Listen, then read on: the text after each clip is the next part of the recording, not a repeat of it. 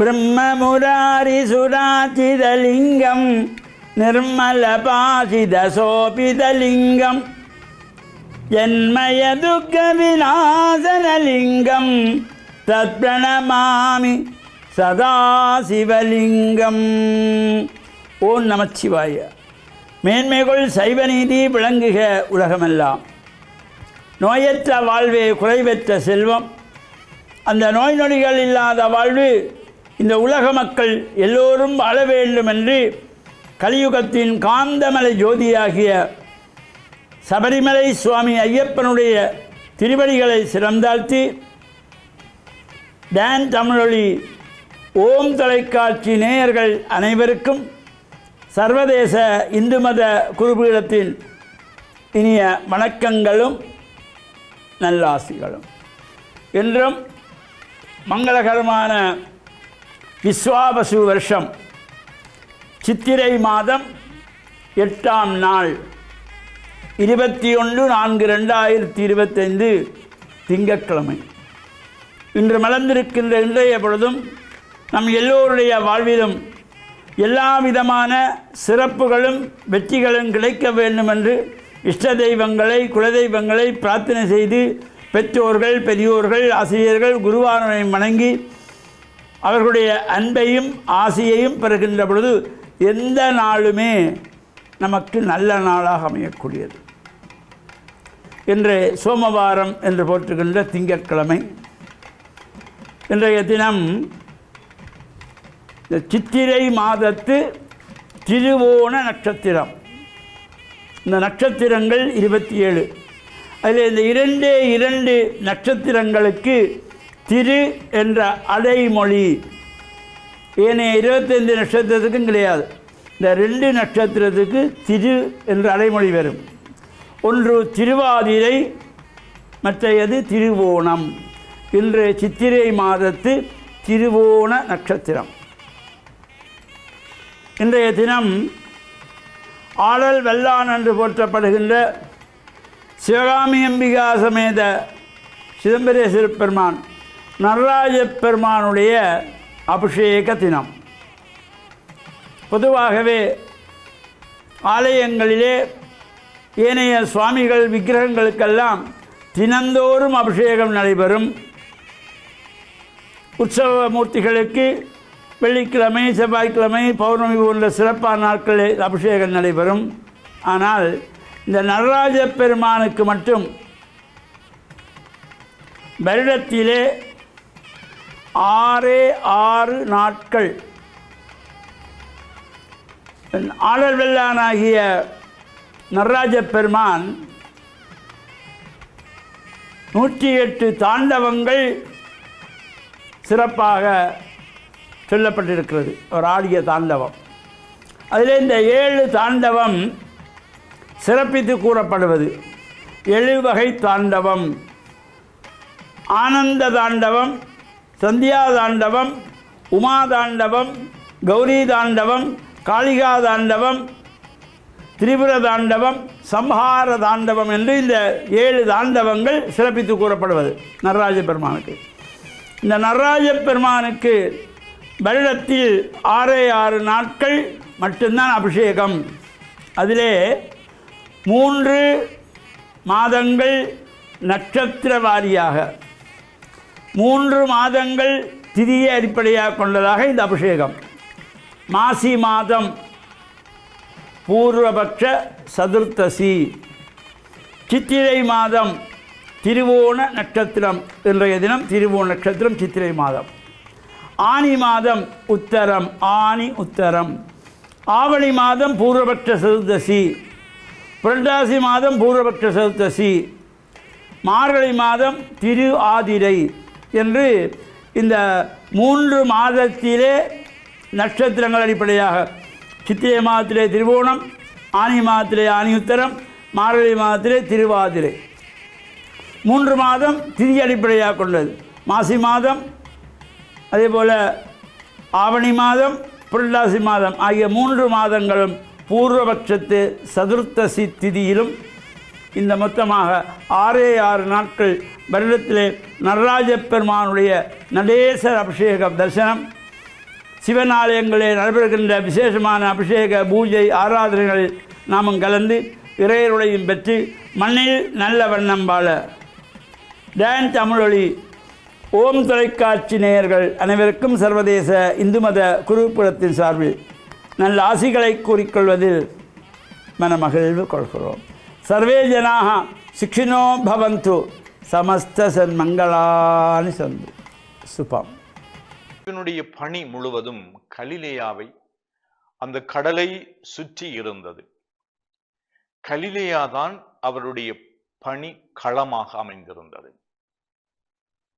அந்த இயேசுவை, வரலாற்று இயேசுவை இயேசு என்று சொல்லுவார்கள். உயிர்த்த ஆண்டவரை கிறிஸ்து என்று சொல்லுவார்கள். இந்த உயிர்த்த ஆண்டவரை சந்திக்க வேண்டும் என்று சொன்னால் நீங்கள் கலிலேயாவுக்கு போங்கள் என்று இந்த வானதூதர்கள் பெண்கள் வழியாக சொன்னார்கள், அறிவித்தார்கள் என்று சொன்னால், இயேசுவினுடைய உயிர்ப்பின் அனுபவம் பெறுவதற்கு நாம் கலிலேயாவிற்கு செல்ல வேண்டும் என்றால் கிறிஸ்துவினுடைய இவ்வுலக வாழ்க்கையில் அவருடைய போதனைக்கு செவிமடுக்கவும், அவருடைய அந்த அன்புறவிலே நாங்கள் வளருவதும், அவருடைய சீடர்களாக மாறுகின்ற பொழுது அந்த போதனைகளை கேட்க கேட்க எங்களுக்கு இயேசுவிலே நம்பிக்கை அதிகமாகின்றது.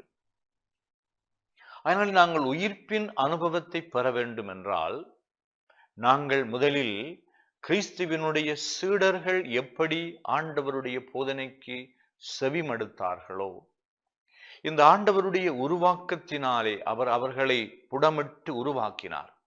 தன்னுடைய நிரந்தரமான சீடர்களாக அவர்கள் என்றும் விளங்க வேண்டும் என்று காட்டி கொடுக்க கூடாது, விட்டு ஓடக்கூடாது.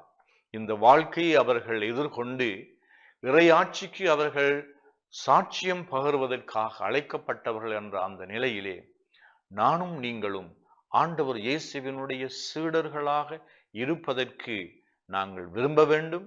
சீடர்களாக இருப்பதிலே நாங்கள் மகிழ்ச்சி கொள்ள வேண்டும்.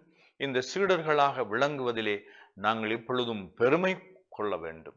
இத்தகைய மனநிலையோடு நாங்கள் ஆண்டவருடைய சீடர்கள் என்று நாங்கள் எங்களை கருதினால் இந்த இறைவன் எங்களுக்கு தருகின்ற உயிர்ப்பின் நம்பிக்கை எங்களுடைய உள்ளங்களிலே அது வித்தாக விதைக்கப்பட்டு படிப்படியாக அது வளர்ந்து எங்களுடைய பேச்சிலும் எங்களுடைய உறவாடல்களிலும் எங்களுடைய நடத்தையிலும் நாங்கள் கிறிஸ்துவினுடைய உயிர்ப்பின் சாட்சிகளாக திகழ்வோம். எவ்வாறு இந்த சீடர்கள் உயிர்ப்பின் சாட்சிகளாக கலிலேயாவில் இருந்து புறப்பட்டு உலகெங்கும் சென்று அவர்கள் நற்செய்தியை பறைசாற்றினார்களோ, அவ்வாறு இந்த இயேசுவினுடைய வாழ்க்கையை நாங்கள் படிக்கின்ற பொழுது, அவருடைய போதனைகளை தியானிக்கின்ற பொழுது, அவருடைய அறநெறிகளை நாங்கள் பின்பற்றுகின்ற பொழுது, அவருடைய சீடர்களாக எங்களை உருமாற்றி கொள்ளுகின்ற பொழுது நாங்கள் உயிர்ப்பின் சாட்சிகளாக திகழ்வோம். இந்த உலகத்திலே இருக்கின்ற இருள், இந்த உலகத்திலே இருக்கின்ற அதர்மங்கள், இந்த உலகத்திலே இருக்கின்ற அநீதிகள், இந்த உலகத்திலே இருக்கின்ற சாகடிக்கப்படுகின்ற நிலைகள், இந்த உலகத்திலே நாங்கள் சந்திக்கின்ற தோல்விகள், இவற்றிற்கெல்லாம் விடை கொடுக்கின்ற நற்செய்தியின் தூதுவர்களாக நாங்கள் திகழ இறைவன் உங்கள் அனைவருக்கும் அருள் கூறுவாராக. ஆமீன்.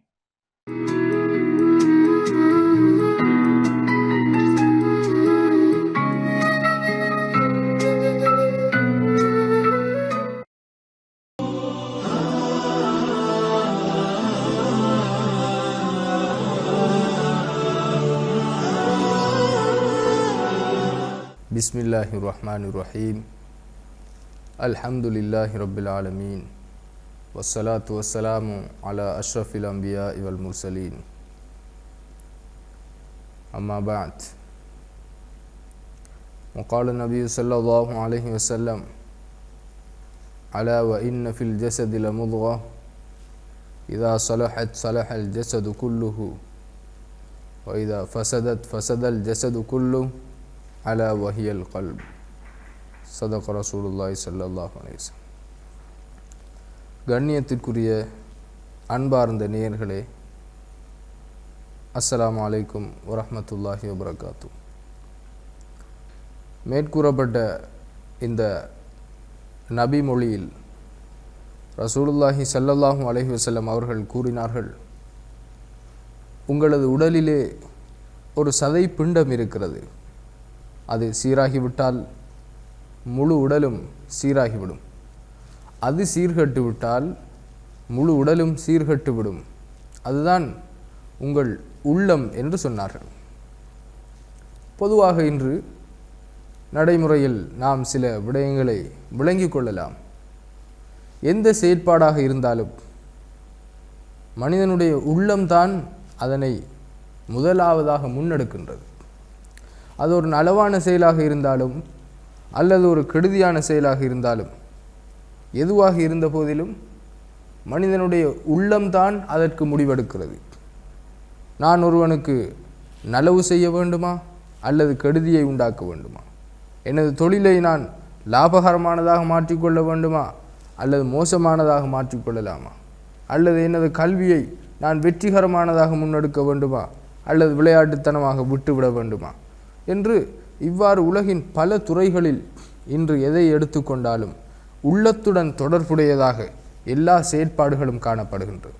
எனவே ஒருவன் நல்லவனாக இருப்பதற்கு, ஒருவன் நல்ல செயலை செய்வதற்கு, நல்ல விடயங்களை வாழ்வில் முன்னெடுப்பதற்கு உள்ளத்திலே நல்ல தன்மை, நல்ல எண்ணம் இருந்தால் அது அவனை சீரான நேரான பாதையில் வழி நடத்தக்கூடியதாக இருக்கும்.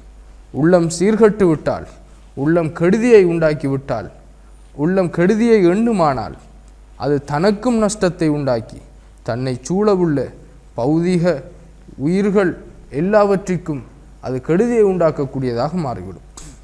உலகில் நடக்கக்கூடிய அனைத்து பிரச்சனைகளுக்கும் காரணம் உள்ளம் சீர்கட்டு இருப்பது.